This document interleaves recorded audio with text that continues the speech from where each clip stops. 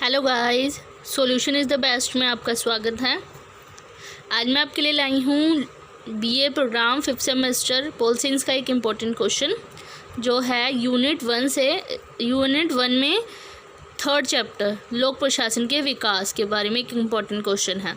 अगर आप मेरे चैनल पे नए हैं तो मेरे चैनल को सब्सक्राइब कर दीजिए और बेल आइकन को प्रेस कर दीजिए ताकि इससे रिलेटेड इम्पोर्टेंट क्वेश्चन आप तक पहुंच सकें। और लास्ट में ये वीडियो लास्ट तक ज़रूर देखिएगा क्योंकि मैंने लास्ट में कुछ पॉइंट्स बताए हैं। इस क्वेश्चन के कंप्लीट होने के बाद मैं उसको डिस्कस करूँगी। तो चलिए वीडियो को स्टार्ट करते हैं। लोक प्रशासन का विकास किस प्रकार हुआ, ये क्वेश्चन है। अगर आपको लोक प्रशासन के बारे में नहीं पता तो लोक प्रशासन की वीडियो मैं डिस्क्रिप्शन में डाल दूंगी, आप वहां जाके देख लीजिएगा। कभी भी क्वेश्चन कोई सा भी आए, जैसे कि लोक प्रशासन का क्षेत्र बताएं, उसका महत्व बताएं, या लोक प्रशासन और निजी प्रशासन में डिफरेंस क्या है, इन दोनों की वीडियो तो मैंने बना दी है। तो कभी भी क्वेश्चन स्टार्ट करो तो उसमें लोक प्रशासन के बारे में थोड़ा सा इन्फॉर्मेशन दे देना। मैंने दोनों वीडियो में एक्सप्लेन कर तो दिया है, आप जाके वहाँ वीडियोस देख सकते हैं।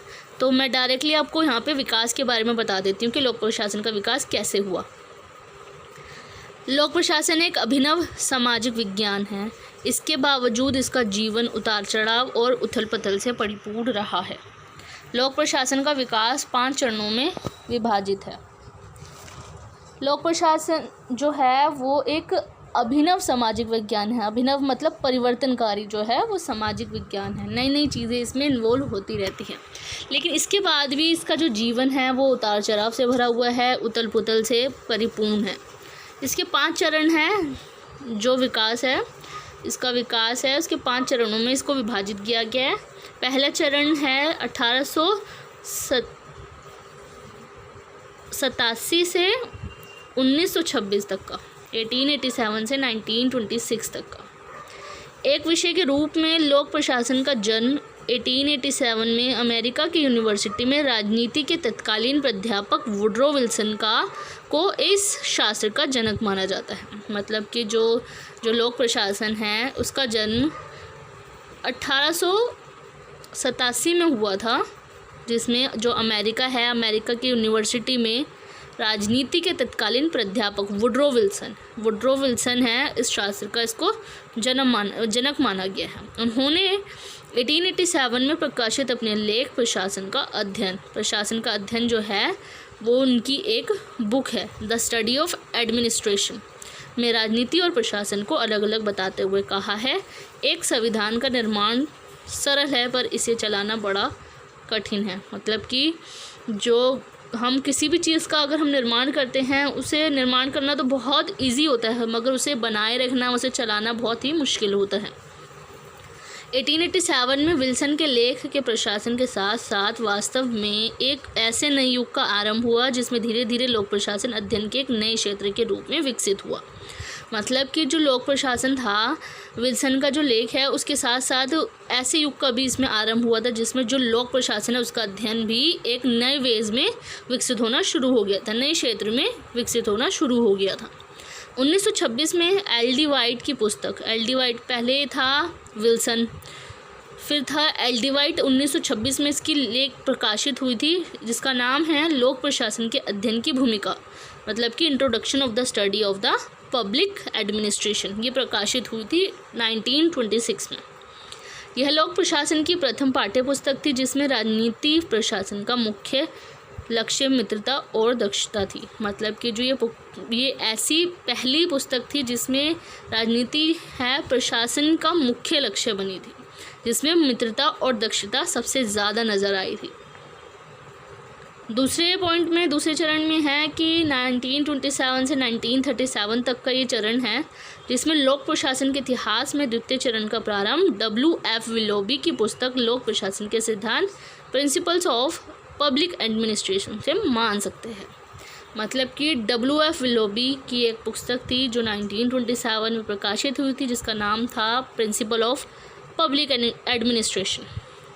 विलोबी ने साबित किया कि लोक प्रशासन से अनेक सिद्धांत हैं जिनको क्रियान्वित करने से लोक प्रशासन को सुधारा जा सकता है। मतलब कि नए तरीके से इसकी शुरुआत करने से इसको सुधारा जा सकता है। वाइट और विलोबी के दोनों प्रवर्तक ग्रंथों ने लगभग एक पीढ़ी तक लोक प्रशासन संबंधी पाठ्यपुस्तक और उसके अध्ययन की पद्धति का निर्धारण किया था। मतलब कि जो वाइट और विलोबी दोनों हैं, जिन्होंने अपनी पुस्तक जो इनके जो ग्रंथ हैं, इनकी जो पुस्तक है, उन्होंने कम से कम एक पीढ़ी तक इस पुस्तक को बनाए रखा था, जो इसका अध्ययन है उसका निर्धारण भी किया था। इन दोनों ही पुस्तकों का रूप तकनीकी है, जिसमें उन सभी प्रकार की सामान्य समस्याओं का अध्ययन किया गया है जिन्हें पोस्टस्कोप शब्द में समाहित किया जा सकता है। पोस्टस्कोप शब्द मैंने लास्ट वीडियो में बताया था कि इसमें विषय क्षेत्र के बारे में बता रखा था कि कहाँ तक है, उसके दृष्टिकोण बताए हुए थे। उसमें एक वर्ड आया था पोस्टस्कोप। अब वहाँ जाके वीडियो पूरी देख लीजिएगा, पता लग जाएगा आपको कि पोस्टस्कोप का मतलब क्या होता है। तो ये जिसमें जो ये सभी प्रकार की जितनी भी समस्याएं हैं पोस्टस्कोप से रिलेटेड, वो सारी समस्याएं इसमें बता रखी थी। विलोबी की उपर्युक्त पुस्तक के बाद अनेक विद्वानों ने लोक प्रशासन पर पुस्तकें लिखनी शुरू कर दी थी। पुस्तकें इसी लोक प्रशासन के विषय पर भी बहुत सारे विद्वान जिन्होंने थे वो पुस्तकें लिखनी आरंभ कर दी थी। 1937 में लूथर गुलिक और उर्विक ये दोनों विद्वान हैं। लूथर गुलिक और उर्विक दोनों ने मिलकर लोक प्रशासन पर एक महत्वपूर्ण पुस्तक का संपादन किया था, जिसका नाम था प्रशासन विज्ञान पर निबंध, मतलब कि papers on the science of administration. आपको बुक्स वगैरह और नंबर्स वगैरह याद करने में प्रॉब्लम हो रही है तो मैंने इसका लास्ट में पूरा पॉइंट्स बता दिया है ईयर टू ईयर, ताकि आपको प्रॉब्लम ना हो इसको लर्न करने में कि नाम किसका है, किसने कौन सी बुक लिखी है, वो सब मैंने इकट्ठे करके एंड में लिख दिया है। तो आप वीडियो एंड तक ज़रूर देखिएगा। तो दूसरे चरण के इन सभी विद्वानों की यह मान्यता रही है कि प्रशासन में सिद्धांत होने के कारण यह एक विज्ञान है। मतलब कि जो प्रशासन है उस प्रशासन में सिद्धांत होने के कारण इसे एक विज्ञान माना गया है। यह सभी क्षेत्रों में लागू होता है, चाहे वह निजी हो या सार्वजनिक, किसी भी क्षेत्र में ये लागू हो सकता है। थर्ड पॉइंट है तृतीय चरण 1938 से 1947 तक। ये इसका चरण है। विकास कहाँ का हुआ था, कब हुआ था। अब प्रशासन में सिद्धांतों को चुनौती देने का युग प्रारंभ हो गया था। मतलब कि सिद्धांतों में बहुत सारे जो ये प्रशासन है उसमें भी बहुत सारे उतार चढ़ाव आए थे, बहुत ज़्यादा परेशानियां आई थी इसके विकास में, जिसमें सन 1938 से 1947 तक का चरण लोक प्रशासन के क्षेत्र में विध्वंसकारी अधिक रहा। मतलब बहुत ज़्यादा परेशानियाँ इसमें आई थी, आलोचनाएँ हुई काफ़ी विद्वानों के ज़रिए। सन 1938 में चेस्टर बर्नर्ड की कार्यपालिका के कार्य नामक पुस्तक प्रकाशित हुई थी। मतलब चेस्टर बर्नर्ड इसने 1938 में कार्यपालिका के कार्य नामक एक पुस्तक प्रकाशित हुई थी इनके नाम से, जिसमें प्रशासन के किसी भी सिद्धांत का वर्णन नहीं किया गया था। जो प्रशासन के सिद्धांत है उसमें किसी का भी वर्णन नहीं किया गया था। सन 1946 में हार्वर्ड ने अपने लेख में लोक प्रशासन के सिद्धांतों को नकारते हुए उन्हें मुहावरों की संज्ञा दी है। मतलब कि जो हार्वर्ड है उसने अपने लेख में लोक प्रशासन के सिद्धांतों को नकार दिया है और अपने जो मुहावरे हैं इनको संज्ञा दी गई है। लगभग 1 साल बाद ही साइमन की पुस्तक प्रशासकीय व्यवहार प्रकाशित हुई थी। साइमन ने भी एक पुस्तक प्रकाशित की थी, ये भी एक विद्वान है। प्रशासकीय व्यवहार ये नाम है पुस्तक का, और यह सिद्ध किया गया है कि प्रशासन में सिद्धांत नाम की कोई चीज़ ही नहीं है। इस तृतीय चरण की प्रधानता यही रही है कि लोक प्रशासन का अध्ययन चुनौतियों और आलोचनाओं का शिकार बना, जिससे इस विषय के विकास की नई संभावनाएं उजागर हुई। मतलब कोई भी टॉपिक, कोई भी चीज़ अगर हम इन्वॉल्व करते हैं तो उसमें आलोचनाएं भी बहुत ज़्यादा होती है, जिसकी वजह से उस विषय के बारे में बहुत ज़्यादा बातचीत होती है। विद्वानों के बीच में यही हुआ था। जिन लोगों ने इस लोक प्रशासन विषय की आलोचना की थी उन्होंने भी बहुत ज़्यादा इस विषय के बारे में बहुत ज़्यादा आगे उजागर किया था इस विषय के बारे में। फोर्थ पॉइंट आता है, चौथा चरण क्या है, 1948 से 1970 तक का। यह चरण इस रूप में क्रांतिकारी अथवा संकट काल का रहा। मतलब कि जो ये चरण है बहुत ज़्यादा क्रांतिकारी या मतलब संकट का काल भी रहा है। लोक प्रशासन जिन जिन उपलब्धियों का गीत गा रहा था उन सभी को बेकार ठहरा दिया गया। मतलब कि जो लोक प्रशासन है, जहाँ जहाँ विकास हुआ, जिस जिस जगह पर इन लोक प्रशासन का विकास हुआ, उस सबको बेकार ठहरा दिया गया था कुछ विद्वानों के ज़रिए, क्योंकि उन्होंने बहुत ज़्यादा इनकी आलोचना की थी। हर्बर्ट साइमन ने जो युक्ति संगत आलोचना की, युक्ति संगत मतलब तर्क संगत, मतलब इसके अपोजिट जो इन्होंने बात कही थी, उसके परिणाम स्वरूप या फलस्वरूप सिद्धांतवादी विचारधारा अविश्वसनीय प्रतीत होने लगी थी। जो ये विचारधारा थी, सिद्धांतवादी विचारधारा मतलब प्रशासन की जो सिद्धांतवादी विचारधारा थी, वो उन पर यकीन करना कम हो गया था, वो अविश्वसनीय प्रतीत होने लगी थी। इसलिए 1948 से 1970 के चरण को लोक प्रशासन के स्वरूप की संकट अवस्था कहा गया है। मतलब कि जो लोक प्रशासन है उसके स्वरूप के संकट की अवस्था कहा गया है 1948 से 1970 तक के चरण को। इस युग में लोक प्रशासन ने मोटे तौर पर दो रास्ते अपनाए।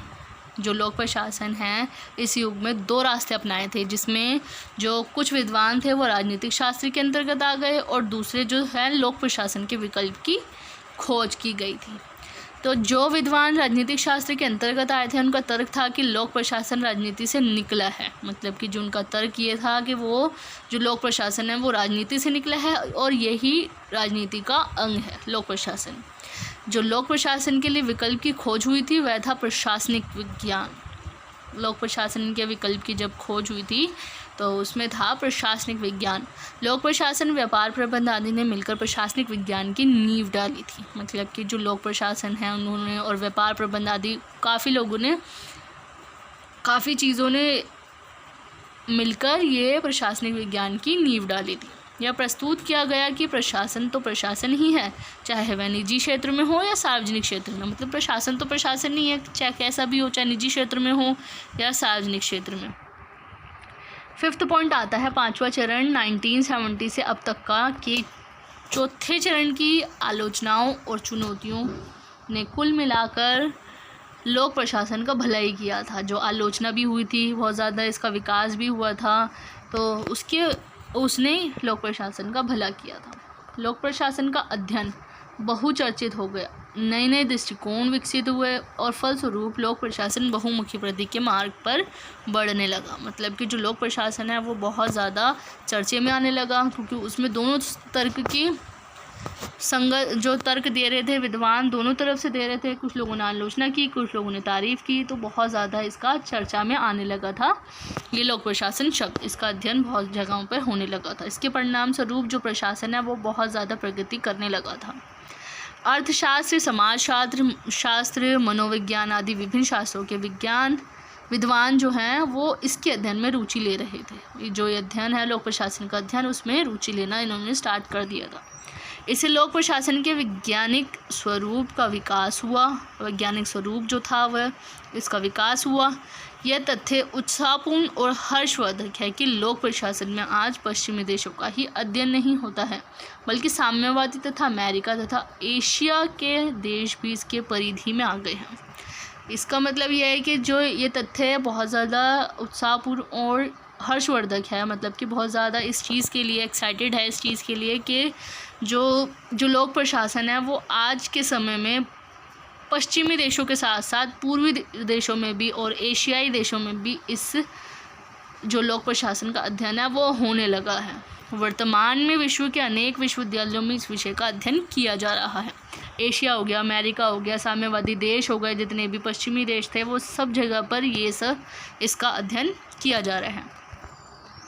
ये 5 पॉइंट्स तो मैंने बता दिए। अब आती है बारी इनके नाम और जिन्होंने बुक पब्लिश की थी ईयर के साथ, वो मैंने यहाँ लिख दिया है कि 1887 में हुआ था वुड्रो विल्सन, जो मैंने स्टार्टिंग में बताया था। सबसे पहले इनकी बुक प्रकाशित हुई थी the study of administration.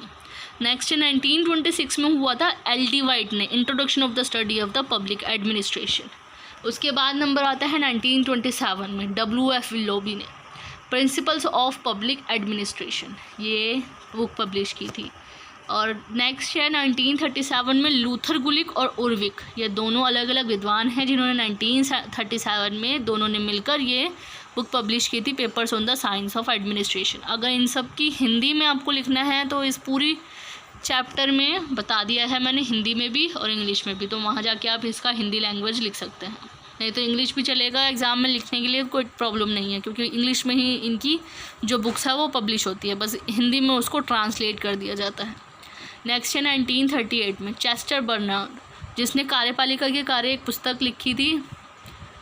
Next है 1947 में विल्सन ने प्रशासकीय व्यवहार ये बुक लिखी थी। तो ये सारे बुक्स मैंने एक साथ ही लिख दिया ताकि आपको चैप्टर में या क्वेश्चन में आंसर जो है उसमें प्रॉब्लम ना आए ढूंढने में कौन सी बुक किसने लिखी थी, तो आप ये लर्न कर लीजिएगा। Thanks for watching my video.